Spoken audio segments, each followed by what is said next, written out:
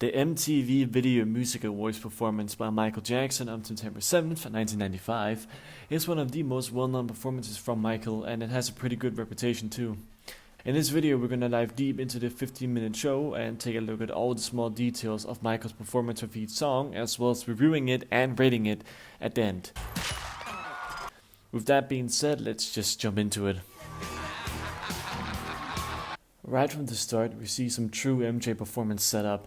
Man walks in with extreme swagger while Don't Stop Till You Get Enough plays, a Michael Jackson hit from 1979 from his Off the Wall album, which was released on August 10th, 1979. The song Don't Stop Till You Get Enough released as a single on July 10th, 1979. Michael's silhouette with bright lights behind him makes this look insanely badass, almost as if he's walking out from his older self and entering a new era or style or look for himself, especially looks wise, as he's sporting a curtain hairstyle and making him look like the firstborn fuckboy. Quite a different departure from his usual ponytail look with long curled hair strands hanging in front of his face. That's not here this time. However, Michael had been sporting a curtain hairstyle since like April or something of the year, and this performance was in September of 1995. But still, this specific hairstyle on Michael first premiered at this show, I think. Michael springs into the light with his new look with a powerful spin, telling us he's ready to get into the limelight with confidence. Then, in classic MJ fashion, he stands still while looking imposing as the audience screams in excitement. Somehow Michael maintains being incredibly captivating by just standing still and staring out into the audience. However, this statue posture is cut short as Michael swings his head to his left in a fashion that's clearly a reference to how he opened his Dangerous Tour concert throughout 1992 and 1993.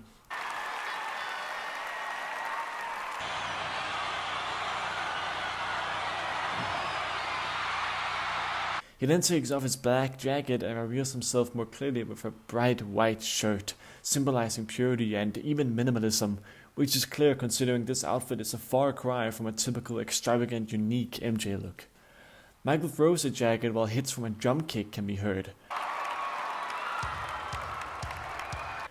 Michael points sharply and the drums intensify.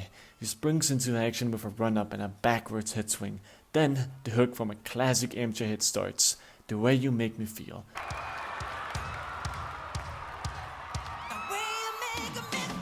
A single from his Bad album, which was released on August 31st, 1987. The song The Way You Make Me Feel was released as a single on November 9th, 1987. Michael snaps his fingers along to the beat while doing his heel tap with such sharpness and power. We see a close-up of Michael, the screen, and his shirt being so bright and lit up from the stage lights, making Michael look like a divine figure, angelic almost. Michael then swiftly walks close to the right side audience with such style, then snaps into one of my favorite moves, the James Brown shuffle, also known as the three-step. As the name suggests, this is actually a move done by James Brown originally. Michael was a big fan of his and took inspiration from him in several aspects, including his dance. This move, for an example, is an evolved version of how James Brown used to do it. Michael took that and, Michael Jackson-fied it. Made it his own thing, basically. Michael then exits the three-step and transitions back into the heel tap again as he entered the song with, once again looking powerful. He smoothly exits the move and walks back to the middle of the stage in a way that makes his walking seem like dancing too, which I would actually say is its own movement as well. Like, walking like Michael Jackson is its own thing that is basically a necessity for any MJ impersonator or tribute artist. However, it's extremely difficult to do, making it all the more impressive that Michael just walked around like this on stage with such ease. He then does another James Brown move, or an extension of one. This time, it's the fish walk. He then spins as the next song begins, or he spins into the next song basically. This song being Scream from the History album, or History Past, Present and Future Book 1 as the title of the album actually is, which is a long ass name, so no wonder people just say History instead. This album came out the same year as this performance on June 20th, 1995. Scream as a single released on May 29th, 1995. This is actually Michael's first live performance of Scream, considering he first performed it on tour in 1996 on September 7th, 1996 on his History Tour, an exact year of this performance actually. And it's performed very differently on tour, which is kinda obvious I suppose, because this performance of the song here is very short as you'll see, whereas on tour it's 2 minutes and 30 seconds, basically. Which actually means it's still not the full song, as the full song is 4 minutes and 30 something seconds. So technically Michael has never performed the full song before. Never. Which is... wow. I feel a bit bamboozled thinking about that, because I never realized that. Michael spins again, and the word edit can be heard from the speakers as we transition from Scream into Beat It. Michael yells, well, I'm assuming he's yelling and we just can't hear it, and he spreads out his arms and legs, making him signify an X. X-Men? Fuck. Thriller can now be heard too, as the iconic laugh by Vincent Price is played for a brief moment before a familiar guitar lick. As we now enter the next song, Black or White.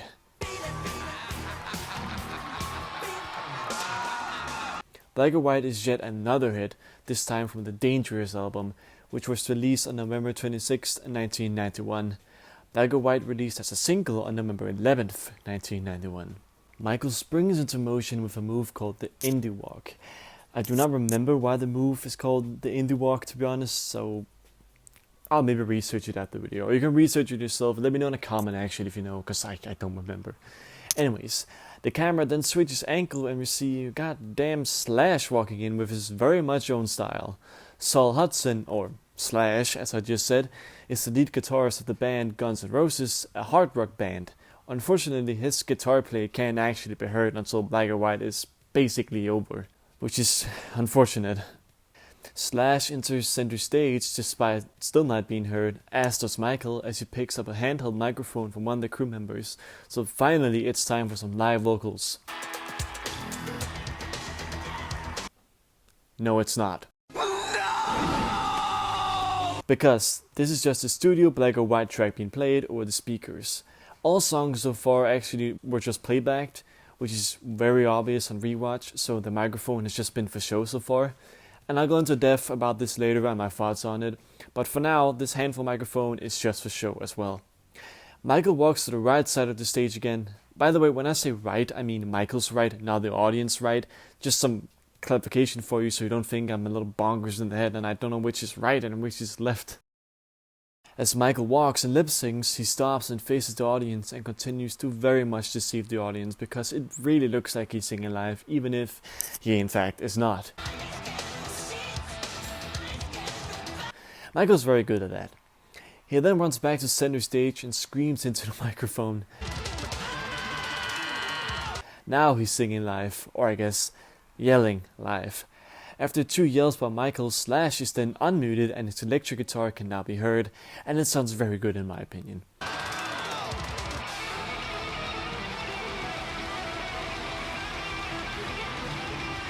This isn't the first time Michael has brought Slash on to play during Black or White actually, and I say play during Black or White because he isn't actually playing Black or White, because he's mostly muted until the breakdown where he plays freely in most of the performances. His first performance with Michael was the 10th anniversary of MTV during 1991, where he also played Black or White, and he can indeed be heard throughout the entire song here, which sounds really, really good. Anyways, Michael then throws his arms in multiple directions, and with each swing, an explosion accompanies it.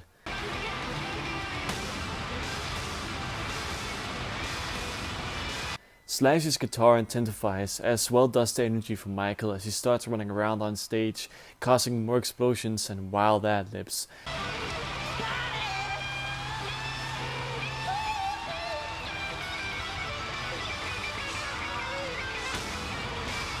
Michael runs back to Slash and falls to his knees, so does Slash. Michael continues ad-libbing, Slash continues playing.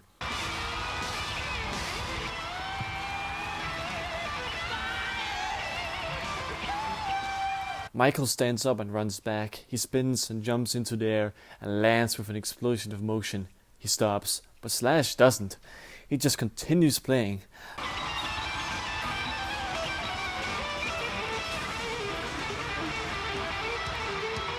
Michael stands a bit confused. He goes over to Slash, and on his way, a crew member accompanies him. They approach Slash, indicating to him that he needs to wrap up his play.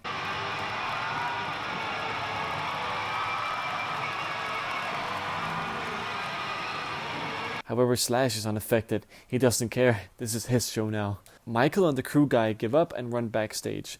Slash still continues playing though. Now kicks from a drum can be heard too. Possibly also trying to tell him to wrap it up, but he still doesn't care.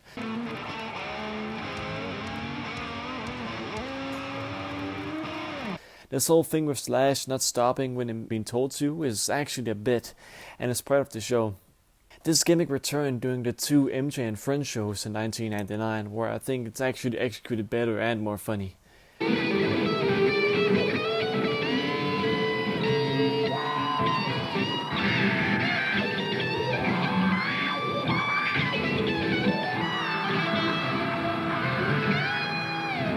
But then, iconic drums can be heard, and the famous bass accompanying them, Billie Jean.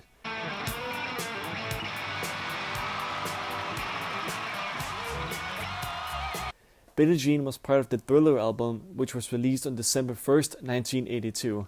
It is the best-selling album of all time, having sold over 70 million copies worldwide. The single Billie Jean was released on January 2nd, 1983. A silhouette of Michael can be seen as Billie Jean plays. Michael has positioned himself in some might say his most classic dance position, and it's thrown on a big white curtain. Michael moves with the bass and drums, simultaneously Slash continues playing his guitar, even though Billie Jean has started. The curtain is lifted and Michael is revealed again. The spotlight hits him. He's no longer wearing his basic plain white shirt. No, he's wearing a thin black sequin jacket accompanied by a fedora. The Billie Jean outfit. Well, almost. Basically. The full outfit prior to this show was during the Dangerous tour throughout 1992 and 1993. The outfit during that tour has the sequin jacket, a t-shirt, black pants with white holographic stripes, a white crystallized glove on his right hand, and of course the fedora. Comparing this to the Video Music Awards performance, where the only remnants of the Billie Jean outfit is the sequin jacket, t-shirt and fedora, well, I guess the black pants count too. Michael picks up the microphone laying on the ground and throws his hat on cue for the chorus. He swings his head back into the heel tap. For some reason, this execution of the heel tap looks way cooler than before. It seems so bouncy yet snappy. Michael walks to the side and does a singular spin. This is cool, but it's also very obvious that this performance is playbacked, because look how far away the microphone is from Michael's mouth here. He walks back to center stage and it's now time for the moonwalk. He does the pre-moonwalk choreography. The execution of the head swing is too fast for my taste. I like it more when every move of the pre-moonwalk combo hits the snare,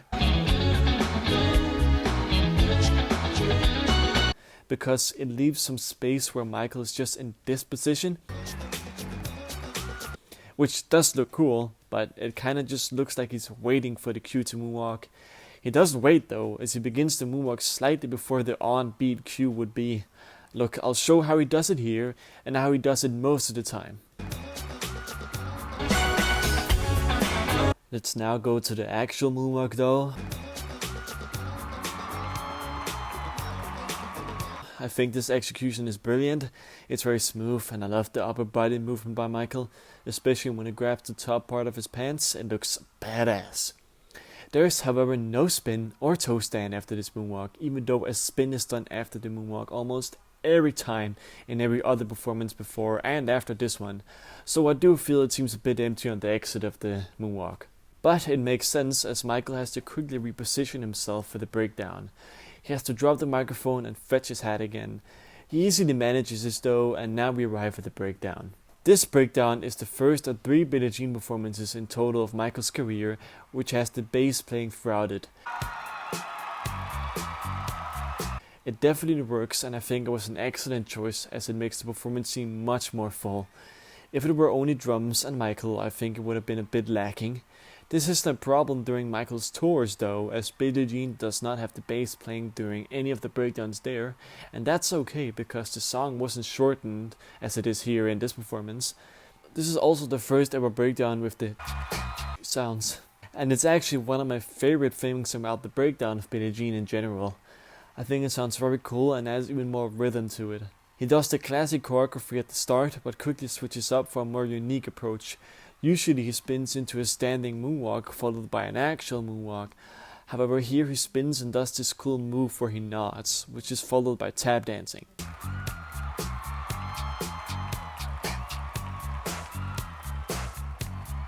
He then does some very cool robotic movement where he walks forward in a lagging motion. Now he does the moonwalk again though, starting it by blowing a kiss. I don't know of any other performance where he does this, making it all the more special, and I think it looks super cool. The moonwalk itself though is longer than the one we saw earlier, as the moonwalks usually are during the breakdown. Michael then does the tap dance movement and does what I think is the first appearance of this robotic movement, which I like to call the pop slide. I call it this because Michael is sliding his feet back and forth, and each time he does so, he pops his body and head, locking it momentarily in place. This is a very unique move, and Michael seemed to like doing it as he did it in so many different performances after doing it here, and not just in Billie Jean. The song now ends with Michael singing the chorus and throwing his hat, as he always does when ending Billie Jean. Billie Jean, like my love. Well, he didn't always do it, but he started doing it after the Victory Tour in 1984. Or maybe even during the tour. I don't know for sure, I just know he didn't start the tour off while throwing the hat. The medley is now over, and this is the first break where Michael speaks to the audience and has a chance to catch his breath. The next song begins, and this song is Dangerous. Dangerous is the title track of the album Dangerous, released on November 26th in 1991.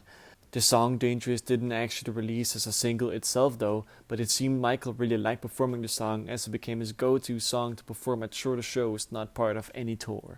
Michael runs back to the background of the stage while lots of guys in suits come on stage, and then wild sounds begin and everyone starts to frantically move around.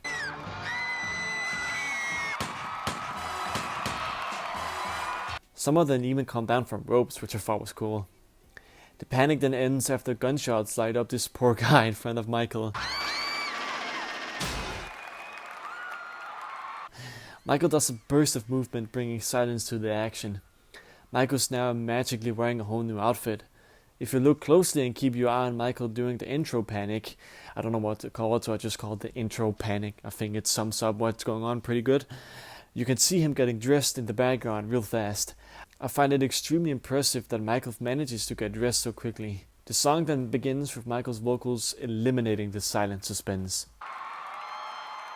The way she came into the play. I've heard a lot of people think this is the best performance of Dangerous, and I can see why.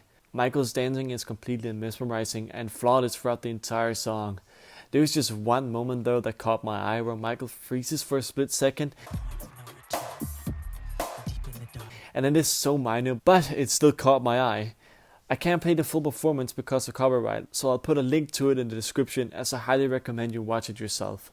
Even with the intriguing reputation that this performance has, it has never really been one of my favorites. Sure, the dancing is very, very good, but the sound mix is just the default studio sound. I prefer the sound being live with more live instruments as heard during the Dangerous Tour and History Tour, as well as the MJ and Friends shows. However, I do want to point out moments I really like from this performance. The side glide here is so cool looking, it's very robotic but also very smooth. Also, the part where Michael takes off his jacket while staying on cue was very impressive to me.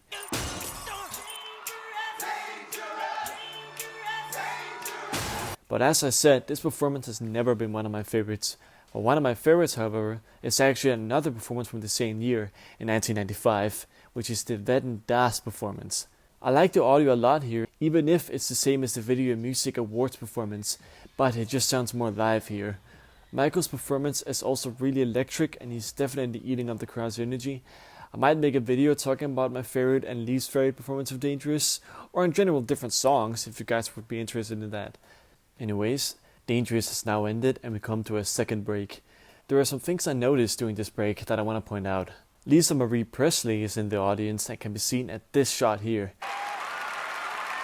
In case you didn't know, she's the daughter of Elvis Presley. She and Michael were actually married at the time, so I thought it was sweet to see her in the audience. Michael actually throws his fedora away in a similar fashion as he throws it in Billie Jean. I also found it funny the way the back dancers shimmy away from the stage. This is very clever because I imagine if you were in the audience you would be looking at Michael and not even noticing the back dancers disappear from the stage. Michael puts his hand in his pocket, and when he takes it out, something falls out of the pocket. For all of those of you who made this record #1, I dedicate this to you. I'm not sure what this is, however. Michael then starts singing the next song, You're Not Alone. Another day is gone. You're Not Alone was also part of the History album and released as a single on August 15th, 1995. This is actually the very first live performance of You're Not Alone, so it is a special one. Unfortunately, it is mostly playback, with only the final ad-libs being sung live.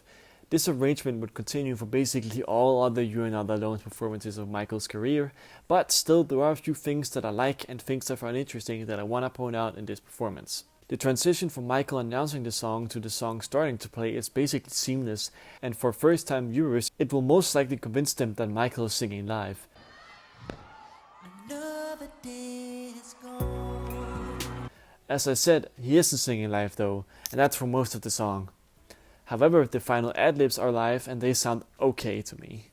And Michael sings a unique alteration to one of the lyrics being,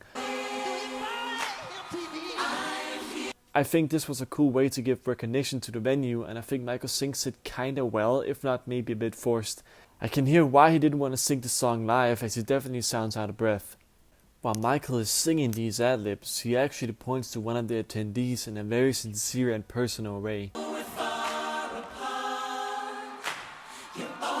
which I like to believe was directed to Lisa Marie Presley, his wife, as when the camera shows an angle from behind, she is sitting in the direction he was pointing.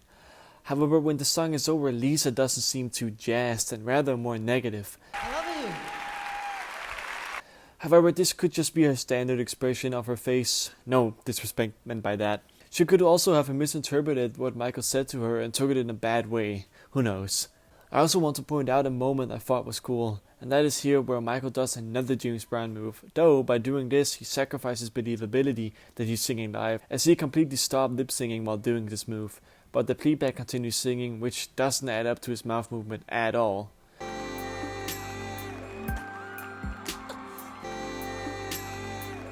The song has however ended, and so has the show. Now that I've walked you through the show, it's time to review it and give you my overall thoughts.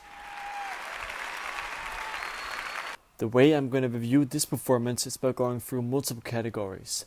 There are two main categories, which are visual performance and vocal performance. I feel these are the most important factors of Michael's live performances and should therefore have the most weight on how I think I should rate the performance at the end.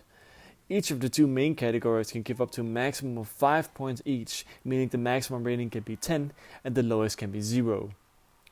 However, I will also give my thoughts on various other categories, which will also have weight on how I feel about the performance, but will not add or take away from the main rating of it, because none of these categories have any effect on the actual performance by Michael. Think of these performances as style points. Style points will be decided by each individual song in the show because, for example, Michael often changes his outfit to match different songs, or different songs have different sound mixes, and etc. There are 5 style categories, and they are outfits, makeup and hairstyle, instrumentation, sound mix, and cinematography. Each style category can give up to a maximum of 5 points each, meaning the maximum rating can be 25 style points and the lowest can be 0 points in style. Finally, we have 2 subcategories which work the same way as the style categories did, and they are called quality categories. These are video quality and audio quality, and they can have a lot of weight on my enjoyment of some shows, but they still shouldn't alter what I think of Michael's performance on its own, hence why these two are in their own separate category.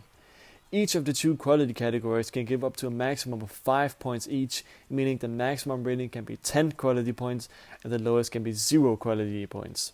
Think of each 5-point rating as 0 points, it sucks and it ruins my day. 1 point, I hate it. 2 points, I don't like it. 3 points, I don't mind it. 4 points, I like it. 5 points, I love it. It made me feel like... Visual performance. This show is in general full of dancing. Right from the start, Michael is electric with passion and precision. Obvious highlights of this show are Billie Jean and Dangerous. In fact, these two performances of these two songs are some of the most iconic performances of those songs, even if Billie Jean is quite a short one and isn't the full song. All this constant dancing through 6 songs in just 10 minutes and done with such flawless execution is mind-blowing to me. No wonder Michael's having a hard time trying to catch his breath during the breaks of the songs. The performance of You're Not Alone has near to no dancing though, and that's all good as is. It shouldn't need dancing. The song is slow and emotional and should be led by the vocals, not dancing. Michael also showcases a lot of his evolved execution of dance choreography that has been seen before, but now just with a different style. I like to call it the history style, considering it's in the history era. And in my opinion, a better and stronger style than before. Billie Jean's main choreography looks better than it did on the Dangerous tour. Now it seems much fuller and more precise. The robotics done by Michael are also very unique and sharp, which really showcases his mastery of popping and locking. Black or White is probably the least dance-heavy upbeat song at this show, which mostly has Michael running around causing explosions, which is cool. But else he's just standing or bending down, or walking around and then bending down again while singing, which is all good if he was singing live, but he isn't, it's playback. Which brings me to the next category. Every song is playback except for 2 very short moments during Black or White and You're Not Alone. In Black or White, he's just screaming into the microphone, which isn't really that much singing, is it? However, he does sing very little, which does sound nice. In You're Not Alone, he is singing the final ad-libs live, which is like 5 vocal lines at one. That's not a lot of live vocals, it's like 1.5 minutes of live vocals in a 15-minute performance. I do not mind the playback and dance-heavy songs, from Don't Stop Till You Get Enough, The Way You Make Me Feel, Scream, Billie Jean and Dangerous. All those songs have a lot of dancing, so I don't mind the playback. Black or White, however, is also an upbeat song, but Michael isn't doing that much dancing compared to the previous songs. Plus, he sings the latter half of Black or White live at this show, so he's clearly able to sing it, and it would have made the performance much better if he sung it fully live. But still, I suppose the latter half of the song is okay if he maybe had danced more? I don't know. I feel that in general Black or White has a rather boring live performance compared to other songs because, again, there isn't a lot of dancing and it's almost always fully playbacked. However, there are a few performances of the song where it's sung fully live, or it's sung live on top of playback, and it's just so much more interesting. Especially because he always sounds good singing the song live, of what I've seen and heard, of course. And that's my opinion. You could think of something else. If you think it sounds like shit, that's fine. Anyways, moving on to the next song with live vocals, You're Not Alone. This is the slow song, so live vocals should be more reasonable than any other song on the track list. But no, this song is also 90% playback, with just the very end being sung live. This is unfortunately always the case with this song, but I guess that's just the way Michael wanted to do it. The performance is not really that interesting because once you know it's not being sung live, it loses all its magic, or almost all of it anyways. Even if Michael's very convincing lip singer, it doesn't really matter because during the performance it's mostly just him lip singing very expressively. I'm sure he sung the song live under the playback with his muted microphone though, but that doesn't change anything. Nothing is really going on except in the moments where he's dancing, which is very minimal because again, this is a slow track. I'm just gonna end up repeating myself at this point, and I'm sure I've made my point very clear, so let's just move on to the rating. Visual performance rating. To wrap things up in a short manner, I'll just say Michael is extremely precise and active with his movement, right from the start to the very end. This show has one of the very best performances of Dangerous, with it being flawless in many people's eyes, and the show also has one of the most iconic performances of Billie Jean. Michael just simply gives a fantastic visual performance at this show. Even if I don't find the performance of Black or White all that interesting in general, I can only judge it from all other Black or White performances I've seen, and there isn't a less amount of dancing in this one than any of his other performances of the song.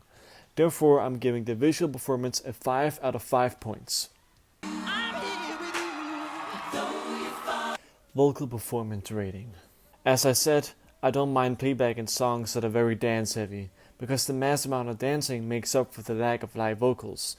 However, in songs that are slow and doesn't have a lot of dancing, if barely any, that's where I think a performance being playback begins to kinda suck. You're Not Alone is mainly playback with very little live singing, and that sucks because the performance doesn't have anything else going for it, especially when Michael gives up on lip singing to dance instead, even if it is a cool dance move.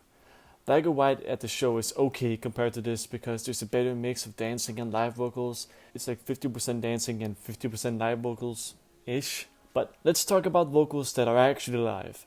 In Black or White, it's actually just 2 lines of lyrics being body, I think, short for somebody. That's what I hear at least.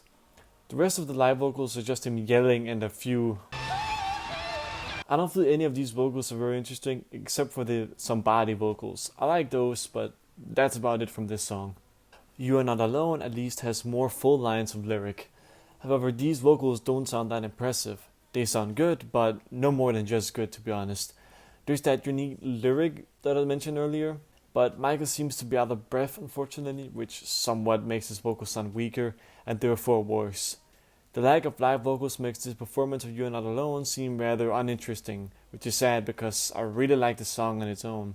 This is a problem because it makes the latter half of the performance seem lackluster compared to the first half, which had high energy and a lot of fantastic dancing with few live vocals, whereas the latter half has very little dancing and okay energy with very few live vocals. It's kinda just uneven. If Michael sung You're Not Alone live, it would have been way more enjoyable even if the vocals wasn't as good as the studio recording. I would have appreciated Michael trying, and it would have made the performance way more interesting. Regardless, because there's an uncertainty when watching, because there's a risk of him singing poorly but also a chance of him singing really well, and whichever way he would sing, it would have given the performance more identity and character. Whereas with playback, you just know exactly what you're gonna get no matter what. Sure, the very last bit of the song is live, and because of that, I find that part the most interesting bit of every performance of You're Not Alone I've ever seen, even if he's singing that part poorly. Therefore, I'm giving the vocal performance at this show a 1 out of 5 points. Style rating. Let's start with the outfits. During the first song, Don't Stop Till You Get Enough, Michael is wearing a neck-high, tight-fitting black jacket made of material that kinda looks like neoprene, a white shirt, black pants, white socks, and his Florsham Comos with a white patch. I really like this outfit. The jacket looks so good. It's really a shame he takes it off immediately after though, because the outfit only becomes worse after taking it off. But I suppose maybe the jacket would be difficult to dance in due to how tight-fitting it is, but I do not care because it looks too damn good. It kinda makes him look like a villain or something. Michael has now taken the mega cool badass black jacket off and is now wearing just a white shirt which is tucked into his pants. This is actually a cool nod to the actual outfit worn during the regular The Way You Make Me Feel performances as well as the music video, because it is tucked and fitted the exact same way. The only difference being that it's a blue shirt during those performances, the normal performances, instead of how it is here, which is a white shirt with a black ribbon on his right arm. Though in the Way You Make Me Feel performances during the 1989 Los Angeles shows, Michael performed the song with a white shirt there too. However, even with the cool reference to the original The Way You Make Me Feel performances, this outfit looks significantly less interesting and cool without the black jacket. Scream has the same outfit as The Way You Make Me Feel, which I don't have much to say about, to be honest. It kind of makes Michael look like a guy working a desk job who just had too much of the system of the world and decided to scream about the various injustices of the system. Black or White. The outfit is the same doing black or white, except it is now just opened completely. Again, this is a nod to the original black or white performances as well as the music video, the only difference being that this shirt has a black ribbon on Michael's right arm. Billie Jean. Billie Jean is the first song on the setlist to have a big change to the outfit, with him now wearing the iconic Billie Jean jacket as well as the fedora. This outfit looks cool and is, of course, iconic, and makes the outfit seem very different even though it's only a change of jacket and an added hat. Dangerous. During Dangerous, Michael is wearing a full tuxedo suit, and again it seems like a complete outfit overhaul, even though it's again only the jacket and shirt changed and a tie added, which was changed into really quickly as I called out earlier, and I still think it's super impressive. This outfit, in my opinion, is less recognizable considering it's just a black and white tuxedo, which is a very common outfit to wear at formal events and alike, whereas the Billie Jean outfit is known to be an MJ outfit because, for one, it's unique, and two, has a lot of identity attached to the Billie Jean track. The Dangerous outfit is just a tuxedo with a white ribbon on his right arm. However, this outfit was altered later on in Michael's career, changing the white shirt to a white shirt, which gives the outfit so much more identity in those later years. You're Not Alone is performed with the white shirt and tie again. However, the shirt is open and the tie is hanging off angle. I'm not gonna lie, this outfit kinda fucking sucks, and I feel it's the weakest outfit of the bunch. At first glance, most of this show's outfits look kinda uninteresting, with the exception of the opening black jacket which made Michael look like a villain or something. It just looks really cool. As well as the Billie Jean and Dangerous outfit. The parts of the show with the white shirt look very bland and boring compared to the outfits I just mentioned. But once you take a closer look and analyze the white shirt and how it's being used, you'll notice the original outfits from some of the various songs being performed are being referenced in the way Michael's wearing the shirt, which are identical to the way the original performances of those songs have their outfits worn. Even so, I still think the white shirt outfit looks boring as fuck. I just prefer when there's some color contrast, like in Billie Jean and in Dangerous, even though that's still just black and white. So I'm giving outfits 3 out of 5 points. The hairstyle is honestly just fire. Michael looks amazing with curled curtains, though I do prefer him with his usual hairstyle. The makeup Michael's wearing isn't too heavy here and kinda just looks like standard MJ makeup. It looks great though, but again, nothing too interesting. I'm giving makeup and hairstyle at 3 out of 5 points. It's just in the middle and it's mainly just the hairstyle bringing it up. The instrumentation of all the songs is just the default album recordings, which I don't find interesting at all, to be honest. I think a lot of MJ's studio tracks sound kinda boring compared to the live arrangement, especially Billie Jean and Scream. And considering this is a live performance, it's not very appealing to me personally that it's just studio tracks playing. I'm giving instrumentation 2 out of 5 points, because I like these songs as they are, so even if it's just a studio tracks, I still like them, even though I would like them more if it were live tracks. The sound mix is the same as it is during the studio tracks, except now they sound less audible and there's crowd noise from, well, the audience. I think the actual songs sound way too low in volume, and so does Michael's vocals, both playback and live vocals. I'm giving sound mix 2 out of 5 points. Before I start rating this part, I have to mention that the version of the show that I watched was the history edit, and I personally like this version more than the MTV edit. The two different versions have a few different camera angles from each other, and the history edit is also in slightly better video quality than the MTV edit. Mostly I felt the camera angles chosen were really good, and there was never times I found myself dissatisfied over any camera angles really. You see a lot of Michael's dancing from the front angle, which is the best way to view his dancing, but sometimes you also get a close-up of Michael, which made the cinematography a bit more engaging, which I do like in this case. Cinematography gets 5 out of 5 points. It's now time for the final category, quality. Video quality. The video quality is actually quite good, and I don't really have anything to complain about. You can see Michael clearly from all angles due to the quality. I guess I kind of think it lacks a bit of color, but I can easily adjust that with color correction myself. Video quality gets 5 points out of 5 points. The quality of audio is fantastic, and it's stereo audio, which is just perfect.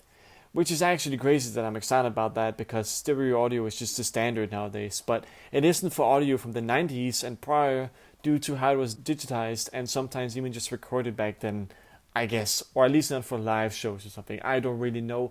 I just know most of the MTV tracks we have or MTV shows we have are in mono, because fuck me and fuck us, I guess. Anyways, audio quality gets 5 points out of 5 points. Let's now get to concluding all these ratings as well as rounding them up, as well as me giving my final thoughts after. The main and most important rating, and remember, this is the most important because it's an evaluation of Michael's actual performance on its own, with no other values having any weight. My rating of this show is 6 points out of 10. Now we go to the style rating, which is my opinion on things that do not devalue Michael's performance on its own. My rating of the style of this show is 15 points out of 25 points.